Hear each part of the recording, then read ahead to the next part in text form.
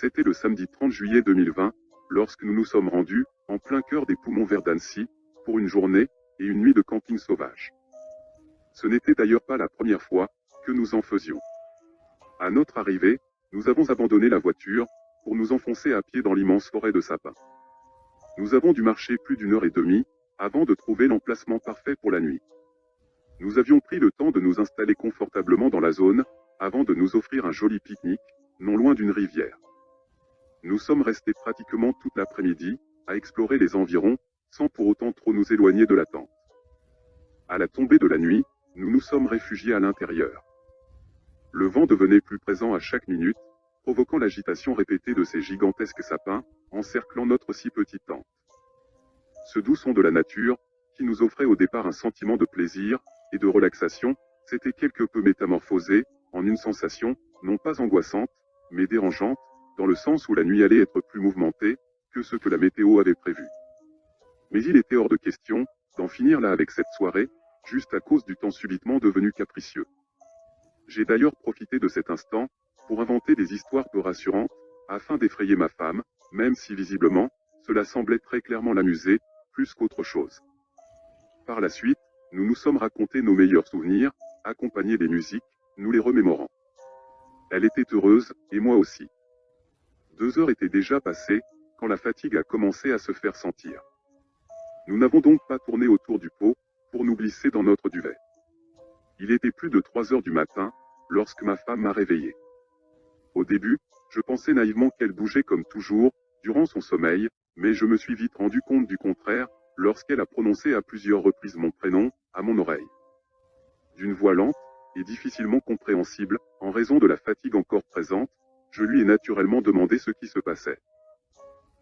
Agitée, elle m'a expliqué qu'au début, elle avait été réveillée par un étrange bruit parasite, puis, quand il s'est subitement arrêté, elle avait entendu des choses rôder près du campement. Voulant absolument regagner mon sommeil le plus rapidement possible, j'ai tenté de la rassurer, en lui disant qu'il s'agissait sans doute d'un animal, tout en lui rappelant que nous étions en plein milieu d'une forêt. J'ai rajouté en lui coupant la parole, que le temps ayant empiré, cela pouvait aussi être les bruissements de la végétation, que peut-être son cerveau percevait comme quelque chose de vivant, se déplaçant aux alentours. C'est exactement ce que je lui ai dit. C'était sans doute complètement absurde, mais ce baratin avait suffi pour la calmer. C'était le principal pour moi à cette heure tardive.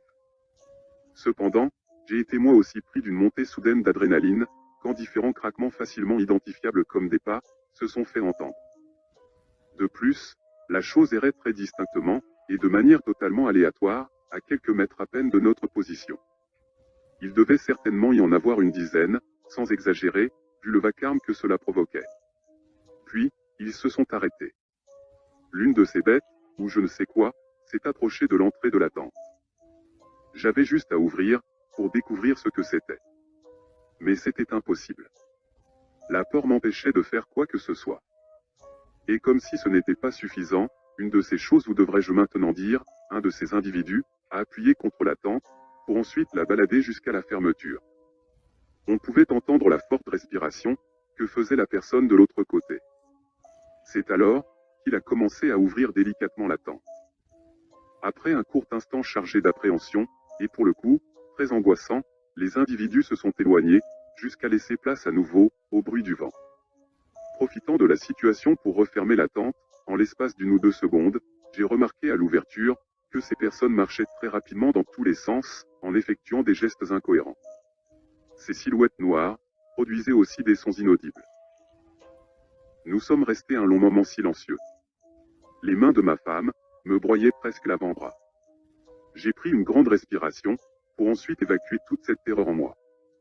J'ai quand même suggéré d'attendre un peu, afin d'être sûr que ces individus étaient partis. Cigarette en bouche, nous sommes sortis de la tente, en rangeant nos affaires dans les sacs.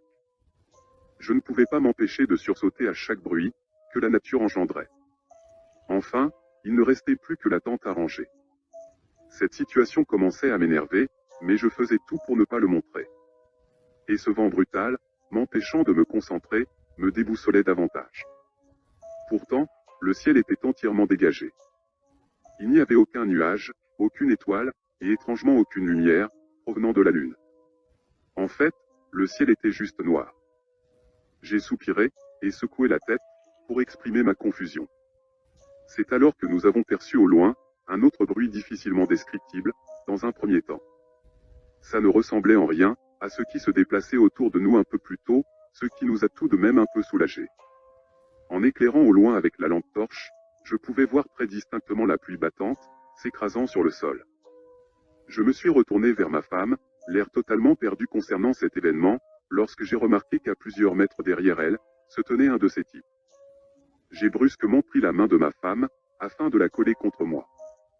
Je lui ai chuchoté de ne faire aucun bruit, lorsqu'elle a remarqué elle aussi sa présence. La personne a effectué un mouvement, me faisant comprendre qu'elle s'était retournée face à nous. Ces voix pétrifiantes confirmaient que ces personnes n'avaient rien de normal. Enfin, j'ai vu brièvement ces silhouettes se déplacer rapidement, derrière les sapins. Contre toute attente, ces agitations se sont arrêtées d'un coup, d'un seul. Formant presque un cercle, autour de ma femme et moi, ils nous regardaient silencieusement, en bougeant leurs têtes, qui semblaient être désarticulées. Sans réfléchir, nous en avons profité pour courir jusqu'à notre tente, que heureusement, je n'avais pas encore démontée. Une fois à l'intérieur, nous les avons entendus marcher tout droit, vers nous. Aussitôt après, ce crissement très perturbant, identique à celui qu'avait entendu ma femme, avant qu'elle ne me réveille, s'est mis à résonner dans nos têtes, ce qui a également causé une étrange réaction, sur les personnes autour de nous. Ça frétillait de partout. Comme si ça avait déclenché quelque chose en eux. Et d'un instant à l'autre, il n'y avait plus rien. Seul était présent, cette sorte de brouillage imperceptible, et insupportable, dont l'origine m'est toujours inconnue, accompagné du vent, et des bruissements de la végétation. Finalement, le grésillement désagréable s'est éloigné, tandis que le son de la pluie se rapprochait, jusqu'à ce qu'il arrive juste au-dessus de la tente. À ce moment-là, ce mystérieux son indescriptible avait totalement disparu, avec cette ambiance littéralement terrifiante, laissant ainsi derrière elle, une atmosphère reposante, et rassurante. Même si au fond de nous, nous n'étions pas sereins pour autant. Calmement, toujours sur mes gardes, j'ai sorti la tête dehors, confirmant que nous étions bel et bien seuls. Tout en recevant de la pluie sur mon visage, je contemplais de nouveau le ciel, en remarquant cette fois-ci des nuages, et la timide lumière de la lune. Le ciel n'était plus vide, et il n'était plus noir. Il était plus de 4 heures du matin, lorsqu'on a définitivement quitté la forêt, afin de se rendre à la voiture, pour directement après, rentrer chez nous. Nous étions toujours sous le choc, durant le trajet. Nous ne sommes plus retournés faire du camping sauvage, depuis cet incident, mais une chose est sûre, c'est que cette forêt maudite, nous ne l'oublierons jamais.